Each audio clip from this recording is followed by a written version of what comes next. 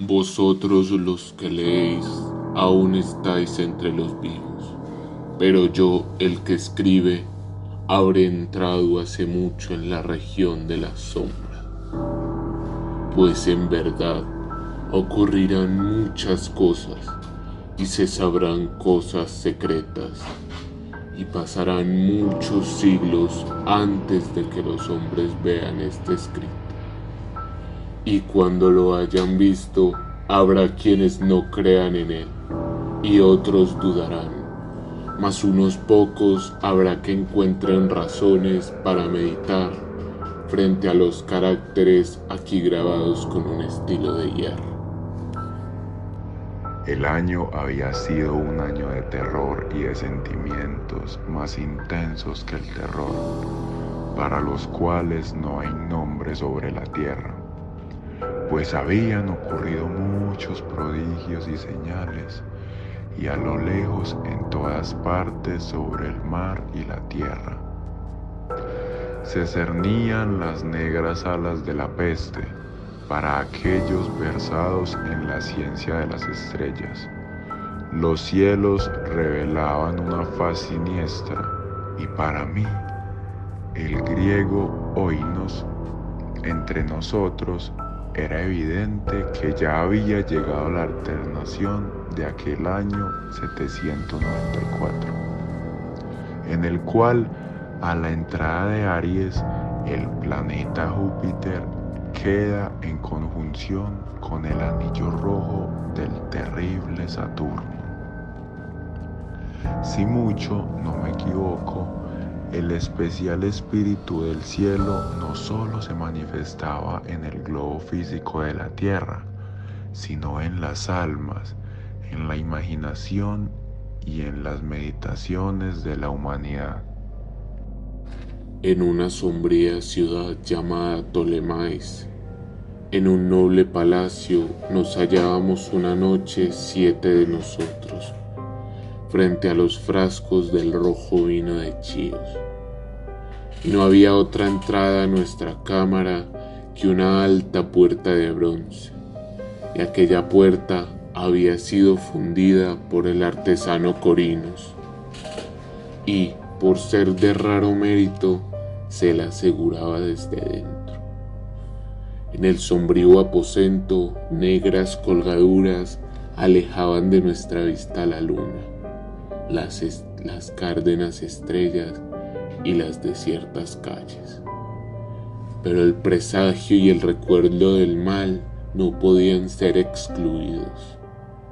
Estábamos rodeados de cosas que no logro explicar distintamente, cosas materiales y espirituales, la pesadez de la atmósfera, un sentimiento de sofocación, de ansiedad y, por sobre todo, ese terrible estado de la existencia que alcanzan los seres nerviosos cuando los sentidos están agudamente vivos y despiertos, mientras las facultades yacen amodorradas.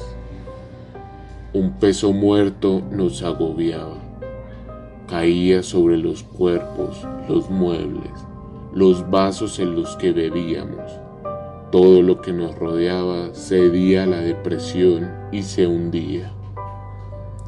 Todo menos las llamas de las 7 lámparas de hierro que iluminaban nuestra orgía, alzándose en altas y esbeltas líneas de luz, continuaban ardiendo pálidas e inmóviles, y en el espejo que su brillo engendraba en la redonda mesa de ébano a la cual nos sentábamos, cada uno veía la palidez de su propio rostro y el inquieto resplandor en las abatidas miradas de sus compañeros. Y sin embargo, reíamos y nos alegrábamos a nuestro modo, llenos de histeria, y cantábamos las canciones de Anacreonte, llenas de locura, y bebíamos copiosamente, aunque el purpúreo vino nos recordaba la sangre, porque en aquella cámara había otro de nosotros en la persona del joven Zoilo, muerto y amortajado. Yacía tendido cuán largo era, genio y demonio de la cena. No participaba de nuestro regocijo, pero su rostro, convulsionado por la plaga, y sus ojos, donde la muerte solo había apagado a medias el fuego de la pestilencia, parecían interesarse en nuestra alegría, quizás como los muertos se interesan en la alegría de los que van a morir. Mas aunque yo, Oinos, sentía que los ojos del muerto estaban fijos en mí, me obligaba a no percibir la amargura de su expresión, y mientras contemplaba fijamente las profundidades del espejo de ébano, cantaba en voz alta y sonora las canciones del hijo de Teos. Poco a poco, sin embargo, mis canciones fueron callando y sus ecos perdiéndose entre las tenebrosas colgaduras de la cámara. Se debilitaron hasta volverse inaudibles y se apagaron del todo. Y he aquí que de aquellas tenebrosas colgaduras donde se perdían los sonidos de la canción, se desprendió una profunda e indefinida sombra. Una sombra como la que la luna, cuando está baja, podría extraer del cuerpo de un hombre. Pero esta no es la sombra de un hombre o de un dios, ni de ninguna cosa familiar. Y después de temblar un instante, entre las colgaduras del aposento, quedó por fin a plena vista sobre la superficie de la puerta de bronce. Mas la sombra era vaga e informe, indefinida, y no era la sombra de un hombre o de un dios, ni un dios de Grecia, ni un dios de Caldea, ni un dios egipcio. Y la sombra se detuvo en la entrada de bronce, bajo el arco del entablamento de la puerta, y sin moverse, sin decir una palabra, permaneció inmóvil.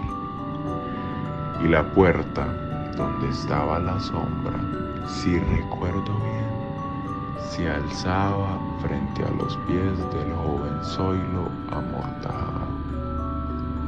Mas nosotros, los 7 allí congregados, al ver cómo la sombra avanzaba desde las colgaduras, no nos atrevimos a contemplarla de lleno, sino que bajamos los ojos y miramos fijamente las profundidades del espejo de ébano. Y al final, yo, Oinos, hablando en una voz muy baja, pregunté a la sombra cuál era su morada y su nombre. Y la sombra contestó: Yo soy sombra, y mi morada está al lado de las catacumbas de Ptolemaes, cerca de las oscuras planicies de Teseo que bordean el impuro canal de Caronte.